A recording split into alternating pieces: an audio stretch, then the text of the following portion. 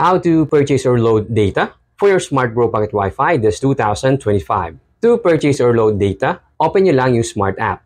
First, dapat nakalink sa Smart app yung prepaid Smart Bro account nyo.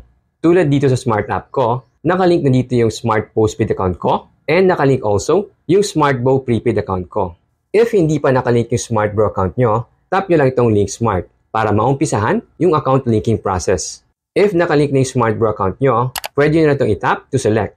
Pagbungod ng next screen, makikita nyo yung regular peso balance or peso load ng prepaid Smart Bro account nyo. In this case, may 150 peso balance itong prepaid Smart Bro at ito ang load na gagamitin pambili ng data.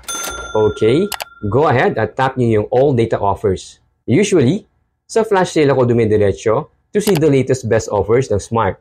Ayan, pili na kayo sa menu kung alin yung preferred data offers na sasakto sa paggagamitan nyo. Or pwede nyo rin tap yung more to see other offers available. Pero in this case, ang pipiliin ko is yung 3 days only data na tig 80 pesos. So, click ko na ito. Here, basically, review ito ng purchase nyo. Kapag ayos na sa inyo yung terms, tap subscribe to make the purchase. Ayan, success! May 3 days only data na yung Smart Bro Pocket Wi-Fi. Then dito sa main screen, 70 pesos na lang yung remaining peso balance itong prepaid Smart Bro account. And tapos na tayo guys. I hope nakatulong itong video na to, no?